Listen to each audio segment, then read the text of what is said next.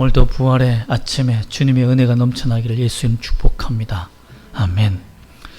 참 오늘날 어려운 삶 속에서 살아가는 참 성도들이 참 많습니다. 참 나라가 어렵고 경제가 어렵고 힘든 와중에서 참 청소년들은 공부하느라 지금 정신이 없는 이 상황에 있는데요. 참 이때에 참 안타까운 소식들이 참 많습니다. 마약에 빠져서 또 청소년들이 쉽게 펜타닐을 구입해서 참 이렇게 인생을 거기에 바쳐서 허랑방탕하게 보내는 그 모습을 보면 참 안타깝다는 생각이 듭니다. 그래서 몸이 비틀리고 뒤틀리고 정말 어려움 속에 삶 참 많은데요. 마약만 그러겠습니까? 온갖 죄의 중독에 빠져서 사는 사람들이 얼마나 많습니까? 절망에서 이길 수 있는 방법이 있다면 참 히트 상품이 될 겁니다. 어떻게 하면 우리는 그 절망과 슬픔과 고통에서 이겨낼 수 있을까요? 우리의 믿음도 마찬가지입니다. 우리의 믿음도 쉽게 흔들리고 넘어질 수 있어요. 이런 흔들림 속에서 우리의 믿음을 지키며 살아갈 수 있는 방법이 무엇일까요? 우리 도마를 통해서 부활의 주를 통해서 발견하시기를 소망합니다. 아멘. 29절 말씀 보면 예수님이 제자 도마에게 부활하신 예수께서 너는 나를 본고로 믿느냐 보지 않고 믿는 자가 더 복되다 하시면서 믿음을 주신 큰 사건입니다. 왜 도마에게 하나님은 예수님은 믿음에 대해서 말했을까요? 도마는 의심 많은 그 도마가 의심했던 그가 어떻게 해서 예수님을 믿게 되었을까요? 여러분 당시 예수님은 죽으시고 3일 만에 부활하시지만 제자들은 두려움과 혼돈에 빠져 있었습니다. 19절 말씀 보면 유대인들을 두려워해서 그들이 모인 곳에 무엇을 닫았습니까? 문을 닫았다고 되어 있습니다. 이것은 공포의 극치를 말하죠. 그 당시에 예수님이 죽고 난 다음에 어떤 사건이 터졌습니까? 유대인들이 이때다. 예수 믿는 사람을 잡아 죽일 수 있는 기회다. 로마가 예수를 죽이고 수많은 예수 믿는 사람들을 잡아 죽이는 일에 그냥 묵과합니다.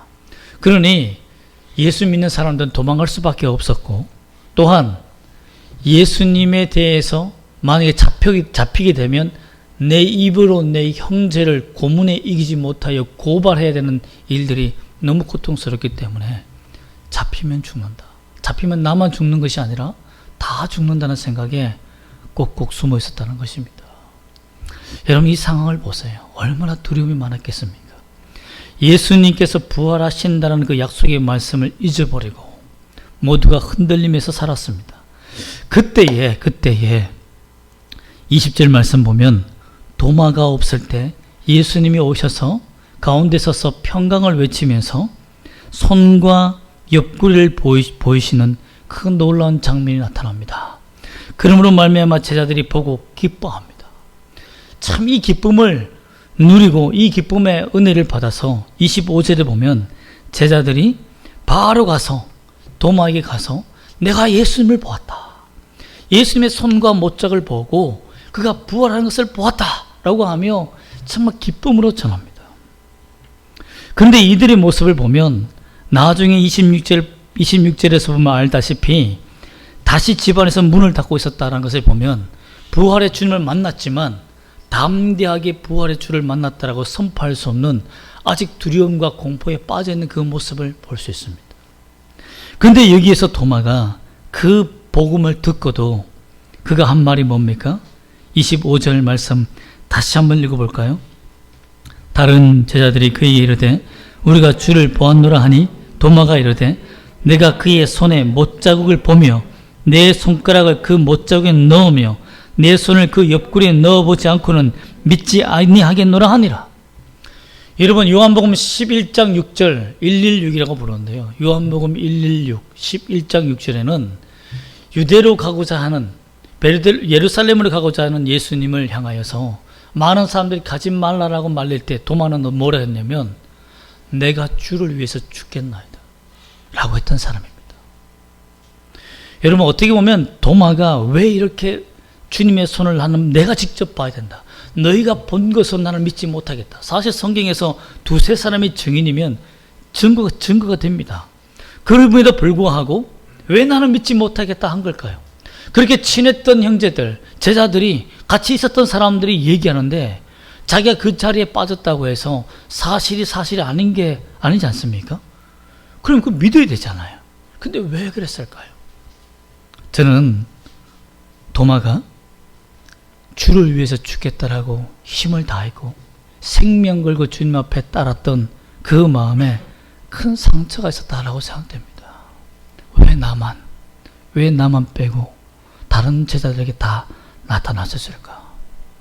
내가 주를 위해서 그렇게 열심히 달려왔지만 예수님이 죽은 이후에 모든 사람이 정신적 공황에 빠지고 두려움과 절망에 빠져있는 그 모습이 있을 때에도 그래도 도망가지 않고, 물론 처음엔 도망갔지만 다시 모였을 때 그 자리에 있으면서 예수님이 나타나기를 날마다 기도하고 기다렸지만 자기가 바쁜 일이 있어 빠졌을 때 그때 하필 예수님이 나타나셔서 평강을 보여주시고 또 손과 옆구리의 자국을 보여주시며 이런 은혜를 전했다는 그 말이 사실 믿어지지 않는 거예요. 왜 그렇습니까? 만약에 나만 빼고 예수님께서 다른 사람에게 다 보여주신 것이 맞다면 나는 뭐가 되는 겁니까? 도마는 뭐가 되는 거죠? 나는 주님 앞에 버림받는 사람이구나. 예수님은 전능하신 분이라면 나만 지목에서 빼고 만났구나는 섭섭함이 들지 않겠습니까? 그런 예수가 진짜 예수라고 인정하고 싶지 않은 거예요. 그렇게 상처를 주는 예수가 예수라고? 여러분, 우리가 인간에게 상처받는 것은요, 그냥 침 한번 뱉고 지나가면 그만해요. 단절해 보면 그만입니다. 그러나 하나님께 상처받은 영혼들은요, 어마어마한 상처를 받습니다. 주님이 나를 버리신 것이 아닌가 라는 이 생각이 드는 순간 믿음의 바닥까지 곤두박질 쳐버립니다. 그런데 다른 사람들은 부흥회가 일어났어요. 기적이 일어나고 병이 나고, 나는 아파 죽겠는데, 나는 망하였고 가난하고 힘들어 죽겠는데, 나는 정신적으로 잡을 수 있는 줄이 없어서 늘 쓰러지는데 뭐가 좋다고 예배하고 찬양하며 기뻐하느냐. 여러분 중에서도 혹시 도마와 같은 절망과 고립감과 슬픔 속에서 이 자리에 앉아있지는 않습니까? 저도 그런 적이 많습니다. 정말 힘들고 어려울 때 예배하는 곳에 가서 뒤에 숨어서, 저도 예배 앞자리 있지 않고요, 어렵고 힘들면 다 뒷자리 앉습니다. 지금 뒷자리에 앉아있다고 해서 더 힘들고 어렵다는 그 말이 아니라 저의 이렇게 로얄 제리를 맞기 싫어서 뒤에 있다는 걸 다 압니다.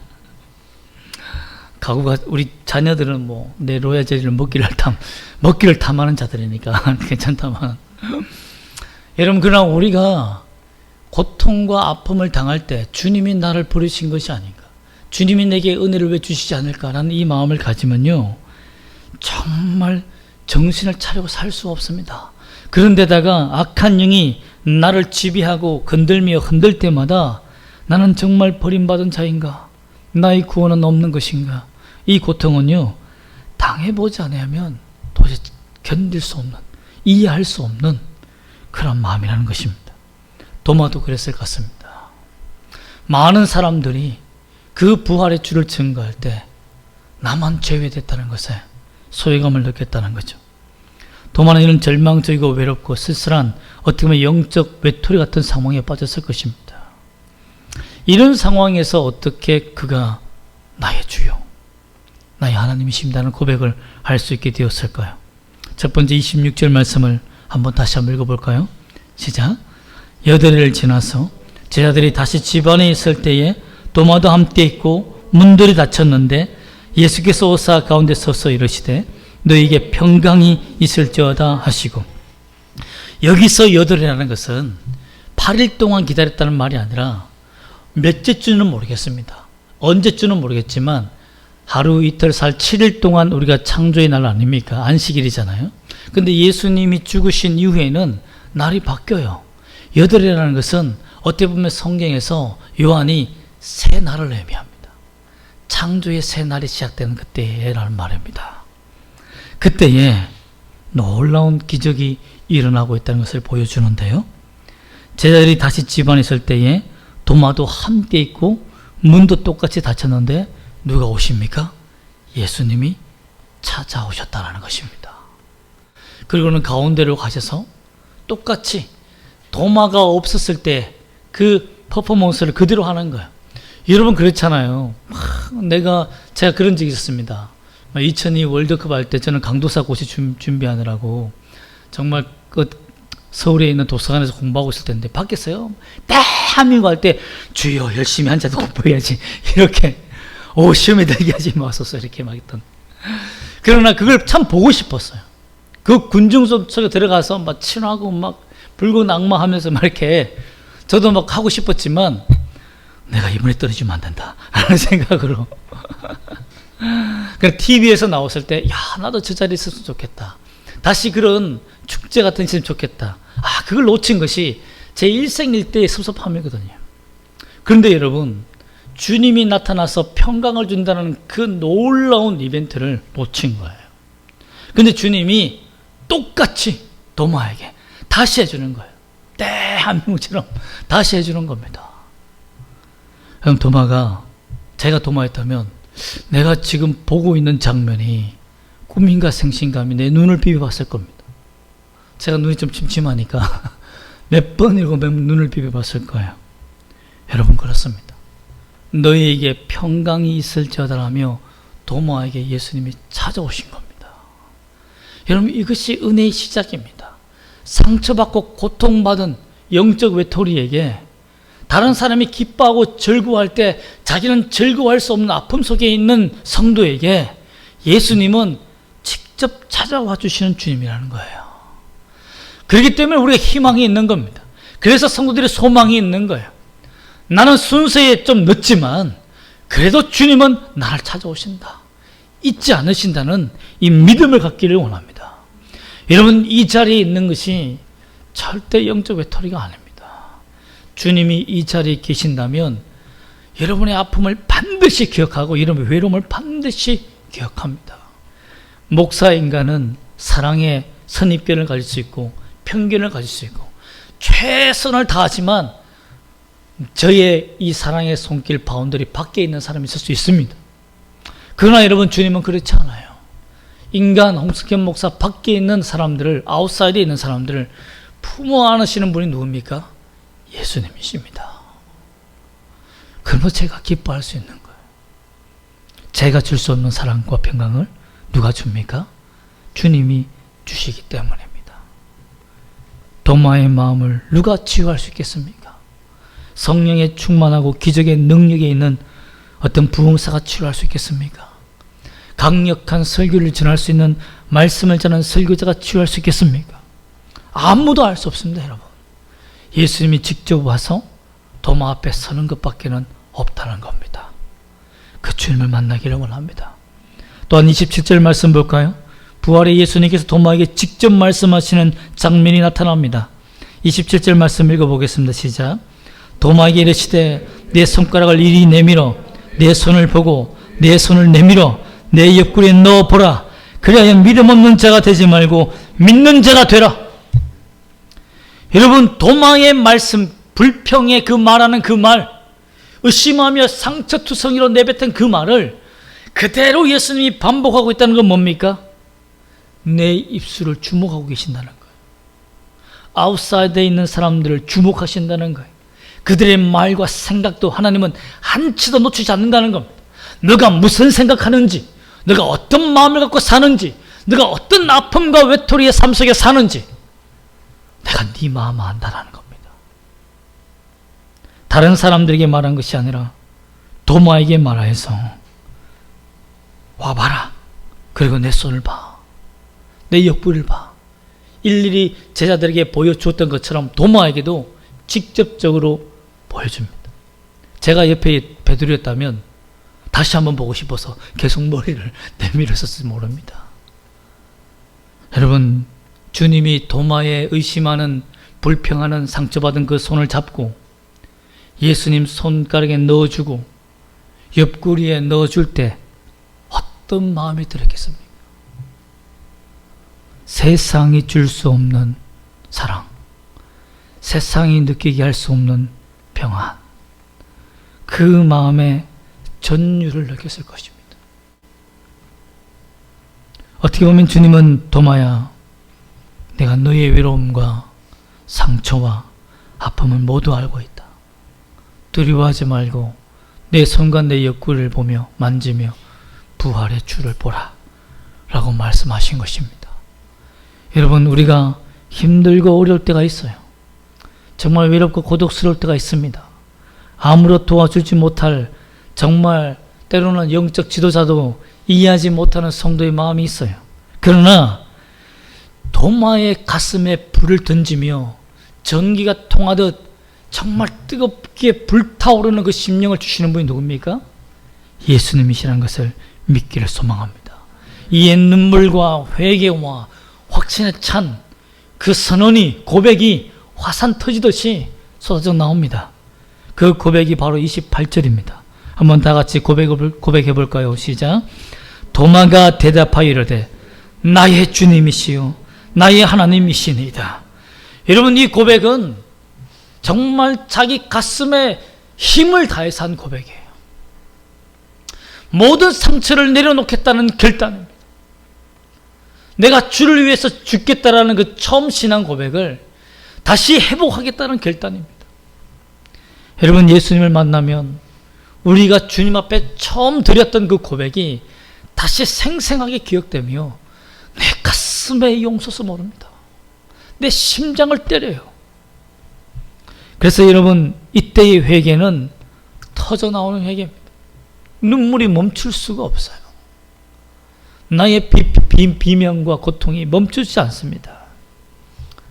전능하신 하나님이시며 내 형편을 아시는 주님이라 고백한 겁니다. 여러분, 그가 부활하신 예수를 만나게 된 계기가 뭡니까? 도마도 한 일이 있습니다. 사실상 친구들이, 형제들이 부활의 주님을 만났다라며 꼭 정신 이상이 있는 사람처럼 막 떠들며 할 때 사실 너희들하고는 이제 관계 끝이야. 야, 어떻게 내 마음을 모르냐 하며 그 공동체를 떠나면 그만입니다. 그런데 8해가 되어서 도마가 슬쩍 엉덩이를 밀어넣어서 그 자리에 앉아 있습니다. 왜 그럴까요? 자기 마음속에 예수님이 나타났다는 이 사실은 거짓이 아니라는 것을 누구보다 자기 양심이 알기 때문입니다. 그렇지 않습니까? 나도 그 주님 만나고 싶다는 거예요. 그 마음을 표현 못하니까 어떻게 합니까? 또 주님이 찾아오시겠지. 그 주님 보고 싶은 거예요. 그래서 엉덩이를 한 자리에, 고통의 자리지만, 외로움의 자리지만 여기 있는 겁니다. 여러분도 오늘 교회에 나왔을 때 정말 어떤 기대를 하고 나왔습니까? 어떤 기대 없이 나왔을 수도 있어요. 그러나 내 마음 아시고 내 옆에 내 손 잡아주시는 그 주님을 느끼시기를 소망합니다. 나의 하나님은 사랑이 많으시고 전능하시고 은혜를 베푸시는 하나님이십니다. 우리 중 어떤 사람도 외면하지 않습니다. 저는 설교 시간에 잠을 자거나 쓰러지거나 벽을 부딪히면서 저 자고 있습니다 하고 소리를 낼 때에도 제가 깜짝 놀라지만 우리 주님은 괜찮나? 하는 생각이 들지만 우리 주님은 그 사람의 괴로움과 외로움과 힘없음과 지침과 피곤함과 낭망함에 비난하지 않으십니다. 잘 왔다. 그리고 예배하는 그 모습 참 아름답다. 내가 늘 위로해 줄게. 내가 늘 도와줄게. 나를 믿는 그 마음, 그 믿음만은 놓지 말아라. 여러분, 그게 중요합니다. 여러분 중에 믿음을 가지고 사시는 우리가 되시기를 소망합니다. 아멘. 여러분, 이런 고통 중에 주님 앞에 나왔을 때, 이 부활의 주님을 만나게 되었을 때, 직접 보게 되는 복을 받았을 때 도마의 눈이 축복받았습니다. 내가 지금까지 상처받고 의심했던 것, 불평했던 것들이 다 한순간에 사라진 거예요. 누가복음 2장 30절을 보면 시몬이라는 할아버지가 있어요. 죽을 때가 곧 내일 모레입니다. 얼마 안 남았어요. 그런데 성령께서 메시아를 볼 것이다 기다리라고 하니까 예루살렘 성전에 매일 갑니다. 매일. 성령께서 가라고 하니까 매일 갔지만 죽을 때는 다 됐는데 메시아는 오지 않는 거예요. 만약에 지쳐서 오늘은 몸이 아프니 올라가지 말아야겠다 하고 쉬었더라면 큰일 날 뻔한 날이셨습니다. 그날은 너무 힘들고 어려웠을 거예요. 이제 죽을 날이 얼마 남지 않아 절망 가운데 정말 구원의 주는 오지 않는 건가 하며 절망하며 예루살렘 성전의 계단에 털썩 주저앉아 있을 때 누가 찾아옵니까? 마리아와 요셉이 아기 예수를 안고 올라오는 그 모습에 성령께서 그다, 그가 구원자다. 이런 주님을 만나시기를 예수 이름으로 축복합니다. 눈의 축복을 받기를 소망합니다. 또 마음에 새로운 확신으로 가득 찼습니다. 저도 이런 기쁨을 느낀 적이 있습니다. 도저히 표현할 수 없는 신앙 고백. 전율이 흐르며 내 몸이 떨리며 주님을 사랑합니다는 그 고백에 눈물 흘렸던 그 시절이 있습니다. 그때 주님 앞에 생명 걸고 주를 따를 것이다 고백했던 한 영혼하여 한 영혼을 위해 생명을 드립니다 라고 결단했던 그 기도를 기억합니다. 근데 놀라운 것은 뭐냐면 이런 은혜가 임할 때마다 그 고백이 다시 살아난다는 거예요. 하나님은 도마에게 요한복음 11장 6절에서 고백했던 생명 걸고 주를 따르겠습니다는 고백을 다시 기억하게 했을 것입니다. 여러분도 주님 앞에 나아가는 그 결단의 고백을 다시 회복하기를 원합니다. 여러분, 주님으로부터 믿음이 무엇인지 다시 가르침을 받았습니다. 자신은 손에 넣어보고 옆구리에 넣어봐야 나는 믿겠다. 나는 팩트가 중요해. 근데 예수님 뭐라고 말합니까? 보지 않고 볼 수 없어도 부활의 주를 믿는 자들이 있는데 그들이 복되다라는 것입니다. 그러므로 여러분이 엄청난 복을 받은 거예요. 우리가 도마 제자들보다도 더 강력한 복을 받았습니다. 왜? 우리는 볼 수 없는 상태에서 예수님이 없는 시대에서 육체로 존재하지 않는 시대에서 예수를 믿는 믿음을 가졌기 때문입니다. 여러분, 그러므로 얼마나 위대한 자들인지 모릅니다. 이 믿음을 확인하시기를 원합니다. 또한 제가 잠깐 전에 얘기 드렸지만 제8일째 왜 주님이 찾아오셨습니까? 이 8일째는 이제 예수님이 죽은 날이 언제입니까? 금요일입니다. 죽어서 무덤에 갇힌 날이 언제입니까? 주일입니다. 그때의 안식일입니다. 그리고 그 다음 날이 무슨 날이죠? 부활한 날입니다. 즉 그 당시에 토요일은 유대인이 지키는 안식일이었고 그때가 바로 그들이 7일째 날이었는데 예수님이 부활하심으로 말미암아 8일째를 성회로 성일로 지키는 놀라운 은혜의 날이 된 거예요. 그러므로 8일째 주님이 찾아왔다 이 말은 바로 새 날을 시작하겠다는 거예요. 그리고 제자들에게 보면 안식 후 19절에도 보면 안식 후 첫날이니까 8일째입니다. 그렇죠? 안식이 7일째예요. 그 당시로는. 즉 8일째 주님이 오셔서 하신 것이 뭐냐면 평강을 주시면서 22절에 보면 숨을 내쉬며 이르시되 성령을 받으라 라고 한 거예요. 여기서는 어떤 행위입니까? 창조의 역할, 창조. 새날을 창조하시면서 인간을 창조하실 때 하나님의 숨을 불어넣어서 회복하신 것처럼 제자들에게, 도마에게 하나님의 숨, 하나님의 창조의 날을 기억하게 하는 부활의 날이 새 창조의 날이라는 것을 선포하는 믿음을 주셨다는 것입니다. 어마어마한 지식이에요. 성경 어디에도 연기도 알 수 없는 부활의 주님을 만난 자만이 알 수 있는 새 창조의 날을 그들은 경험했다는 것입니다. 여러분, 그러므로 믿음이란 도마처럼 엉덩이에 밀어넣고 오랫동안 매달리는 겁니다. 인내하는 겁니다. 참 여성들은 턱걸이 오래 매달리길 많이 하지 않습니까? 제가 초등학교 때 기억납니다. 모든 사람들이 다 기다리고 있는데 다 남자들은 막 턱걸이 당기고 이렇게 하고 있는데 한 여자아이가 땅에 탁 손을 흙에 묻히고 턱턱 털면서 손을 탁탁 알력을 할 때 우리는 전율을 느꼈습니다. 쟤는 뭔가 다르다. 그리고 턱걸이를 탁 이렇게 잡는데 이렇게 딱 잡고는 턱에 탁 올리고는 지그시 눈을 감는데 그때 그녀의 포스는 깜짝 놀랐습니다. 1분 38초. 당시에는 엄청난 기록이었습니다. 선생님도 놀라, 야, 너 진짜 독하다 라고 했던 그 기억이 지금도 일어납니다. 여러분, 믿음에도 매달리기가 필요합니다.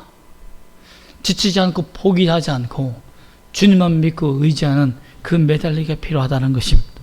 한숨 섞인 숨들이 내 숨에 나올 때 하나님이 내 숨에 성령의 숨을 넣어서 새롭게 창조하는 숨으로 바꿔주는 그 놀라운 부활의 영광을 경험하시기를 소망합니다. 끝까지 포기하지 않고 하나님이 우리의 길을 인도하시는 그 믿음, 순수한 믿음을 지키는 결단을 하는 여러분 되시기를 주 예수님을 축복합니다. 여러분, 우리의 부활의 신앙을 어떻게 지키며 하나님께 영광 돌리며 살 수 있을까요? 19절 말씀처럼 예수님이 먼저 찾아와셔야 됩니다. 그 주님의 찾아오심에 내가 만나야 돼요. 그리고 주님이 주시는 사명에 따라 살아야 됩니다. 21절 말씀 보면 예수께서 이르시되 평강이 있을지어다 하고 말씀하시면서 아버지께서 나를 보내신 같이 나도 너희를 보낸다라고 말하며 23절에 누구의 죄든지 사하면 사여진다. 이 선언은 무엇이냐면 우리에게 주시는 사명은 예수님이 평강을 주신 것처럼 너희도 평강을 주라는 겁니다. 그리고 우리의 사명은 뭡니까? 바로 서로 용서하는 사명이라는 거예요. 너희가 세상의 죄를 용서하면, 그들을 구원하면, 회개시켜서 용서함 받게 만들면 그들의 죄가 사함 받게 된다는 거예요. 서로 용서하고 서로 이해하고 용납하는 것이 뭡니까? 부활 신앙의 사명이라는 것입니다. 그러면 여러분, 도마에게 찾아오셔서 끝까지 인내하며 주님을 기다린 도마를 찾아오셔서 만나주시고 회복하신 그 은혜가 여러분과 함께 하기를 소망합니다. 그러나 여러분, 기다림이란 게으름과 인내와 차이점이 있습니다. 인내하며 기다리는 것은 게으름과 다릅니다. 비교해보면 이렇습니다. 높은 바위에 바다 가재가 하나 살고 있습니다. 근데 이 가재들은요, 바닷물이 올 때까지 바위 위에 탁 앉아 있습니다. 강력한 태양이 비치는데도 파도가 올 때까지 기다려요. 왜? 가면 뛰어내리면 되는데 파도가 나를 밀려서 바다에 넣기를 원합니다. 이건 믿음이 아닙니다. 우리는 뭡니까? 기도하는 일을 쉬지 말고 주의 말씀을 듣는 일에 쉬지 말고 주님 앞에 예배하며 경배하며 찬송하며 전도하는 일에 집중하며 주의 복음을 전하며 사는 이 사명자의 삶을 놓지 않고 바다에 뛰어드는 것이 믿음이지, 그냥 마냥 주님이 내 마음 변화시켜서 내 손가락 움직일 때까지 움직인다. 이것은 게으름의 죄라는 것입니다. 여러분, 끝까지 믿음으로 견디며 인내하며 부활의 주님을 만나 여러분의 삶이 바뀌시기를 주 예수 이름으로 축복합니다. 아멘. 기도하겠습니다.